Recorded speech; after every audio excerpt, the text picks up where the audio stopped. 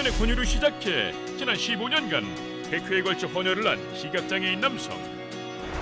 남성의 여동생도 오빠를 챙겨 헌혈의 집을 함께 다니다 자연스럽게 헌혈에 동참하게 됐는데, 헌혈을 통해 따뜻한 이웃사랑을 실천하는 하영철, 하승희 남매를 사건 반전에서 만나본다.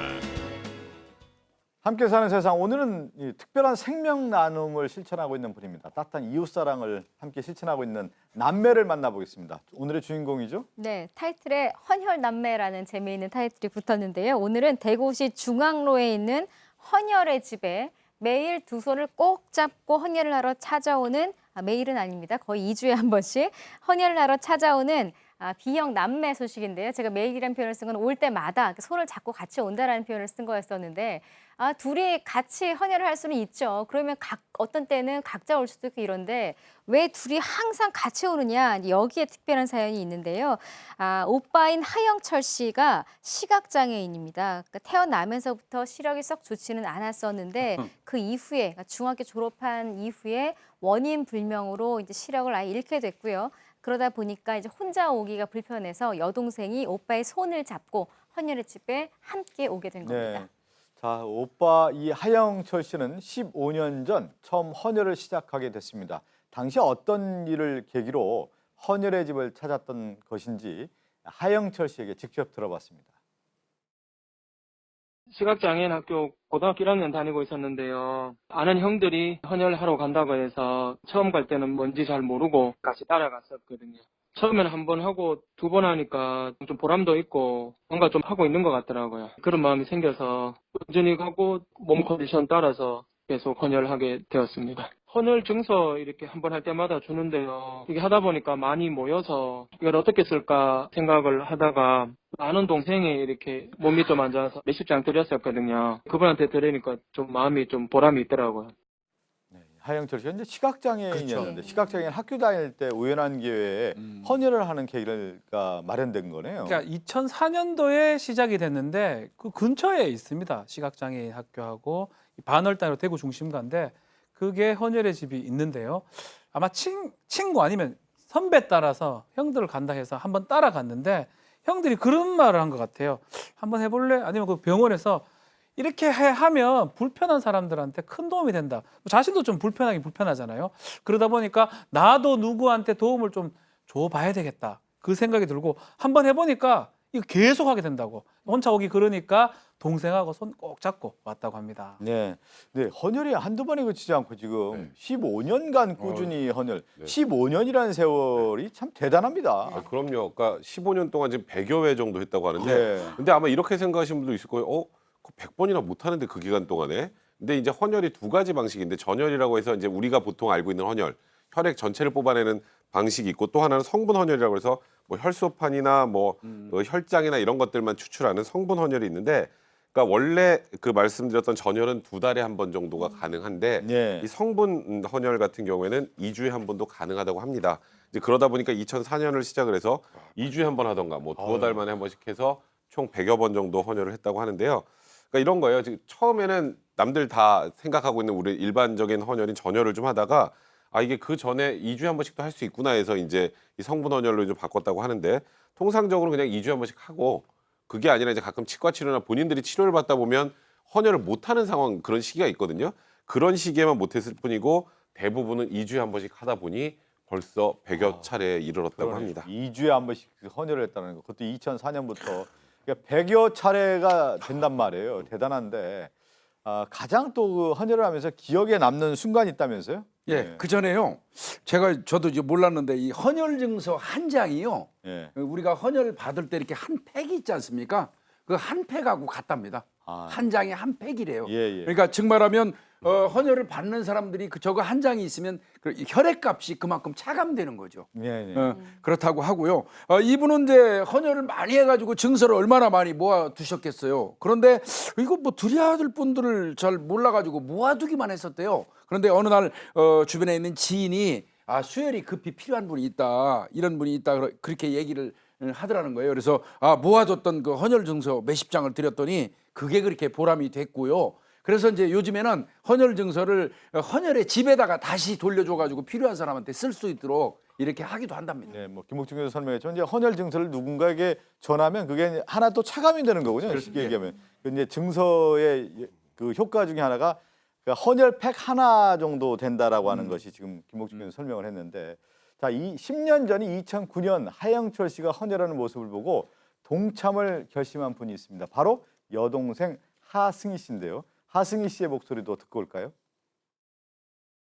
오빠가 눈이 잘 안 보이니까 저는 이제 같이 가서 이제 이동 안내나 보행 안내를 좀 도와주면 좋겠다는 마음이 들어서 오빠랑 같이 가게 되다가 오빠가 헌혈을 하게 되는 그 과정을 저는 그냥 이제 기다리면서 지켜보게 됐거든요. 생각보다 이렇게 무섭거나 이런 게 아니라 누구나 할 수 있는 거구나 하는 생각이 좀 들었고, 또 이제 헌혈 증서라든지 기념품이라든지 일련의 그런 과정들을 보면서 나도 쉽게 할 수 있겠구나는 생각이 들어서 기념품도 얻고 이제 헌혈 증서도 모으게 되고 이러면 좋은 것 같더라고요. 그래서 시작을 하게 되었어요. 피 검사하는 그런 과정이 있는데 그걸 하면 또 이제 제 피 검사를 통해서 이렇게 건강이 어떻다 이런 내용들이 또 우편으로 오더라고요. 그래서 그게 너무 좋은 것 같았어요. 네.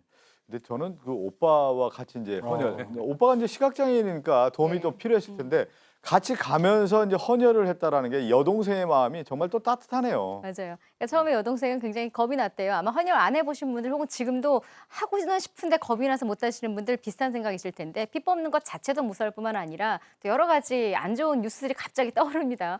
저 헌혈 과정에 뭔가 잘못 전염이 돼서 뭐 이런저런 옛날에 들었던 안 좋은 기사들이 떠오르기도 하는데, 본인도 이제 막연한 그런 두려움이 있었다고 해요. 근데 워낙 오빠가 자주 가니까 본인도 워낙 자주 헌혈하는 모습을 지켜본 거죠. 그러다 보니까 점점 두려움도 없어지고 본인도 같이 하게 됐고, 이제 하다 보니까 좋은 점들이 보이죠. 피 검사를 하니까 자신에 대한 건강 검진이 항상 체크가 되니 뭐 하나 안 좋으면 그때그때 그걸 고치면 된다라는 것도 알 수 있고, 자주 가다 보니까 헌혈의 집에서는 다양한 이벤트도 알게 됩니다. 그러다 보니까 오히려 본인이 이제는 주변 친구들한테 헌혈에 대한 좋은 점도 알리고 이런 이벤트가 있으니 같이 가볼래 이렇게 권하는 지경에까지 이렇게 됐다고 합니다. 저희 남매가 저 헌혈하는 모습 사진 찍었는데 참 우애가 예. 남달라 네. 보이네요. 그러네요. 그 오빠는 시각장애인이었고 그 가운데 헌혈을 했고 또 같이 동참을 하면서 헌혈을 실천하는 남매의 얘기, 특별한 우애를 자랑하고 있네요. 그래서 서로한테 어떤 오빠냐, 어떤 여동생이냐 물었대요. 그랬더니 하영철 씨 오빠는 되게 친한데 또 자주 싸워요. 그러면서 웃었다고 하고요. 또 여동생은 좀 무뚝뚝한데 그래도 하고 싶은 일은 똘끼 있게 잘 해내는 사람이에요. 오빠랑 있으면 의지도 되고요. 좀 멋있는 것 같아요. 근데요, 무뚝뚝하게 굴 때는요, 섭섭하기도 하고 또 자주 싸웁니다 하고 웃었다고 합니다. 또 남매가 뭐 친하기도 하지만 가끔 뭐 언쟁해야 싸울 수밖에 없는 건데 그런 어떤 솔직한 마음까지 전해드렸는데, 남매는 앞으로도 이제 헌혈을 계속하겠다는 소중한 뜻을 밝혔습니다. 두 분의 목소리 듣고 올까요? 헌혈을 할 수 있다는 게 이렇게 피 검사를 통해서 처음 말씀을 해주시거든요. 오늘은 괜찮네요. 하실 수 있겠습니다. 이런 식으로 이제 얘기를 해주시는데, 스스로는 이제 건강에 대해서 생각해보고, 이 헌혈 증서가 이때 처음에는 뭐 오늘 헌혈했으니까 헌혈 증서가 모이겠구나 하겠지만, 이게 여러 개 모이다 보면은 또 누군가에게 또 줄 수 있는 기회들을 찾다 보면은 나는 건강해지고 상대방에게는 또 도움을 줄 수 있는 그런 일석이조의 효과로 좀 뿌듯함으로 다가오더라고요. 제가 눈은 불편하지만 몸은 어느 정도 건강이 허락되기 때문에 저보다 더 힘들거나 더 어려운 분들에게 제가 조금이라도 조금 도움되는 일을 할 수 있었으면 좋겠습니다. 헌혈 자체는 건강을 좀 많이 관리해서요, 할 수 있는 데까지 계속 이렇게 할 수 있었으면 좋겠습니다. 오빠 하영철 씨는 이제 상까지 받았는데 앞으로도 계속 네. 헌혈을 하겠다라고 하는 약속을 했군요. 내일입니다. 6월 14일 헌혈자의 날입니다. 이 대한적십사 헌혈 유공장인 명예장을 지금 받을 예정입니다. 헌혈 남매 대구에서 엄청 유명해질 것 같고요. 앞으로도 더 불편한, 자신보다 더 불편한 사람들을 위해서 200회, 300회 이렇게 헌혈하는 게 목표라고 밝혔습니다. 예.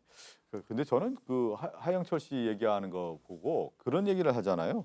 나보다 더 힘들거나 더 어려운 분들을 위해서 하겠다라는 이런 마음을 전해줬는데, 시각장애인은 상당히 어려운 점도 있는데 자신이 어떤 건강하니까 이것을 봉사활동하겠다는 저런 마음을 먹었다라는 게 정말 대단합니다. 그렇죠.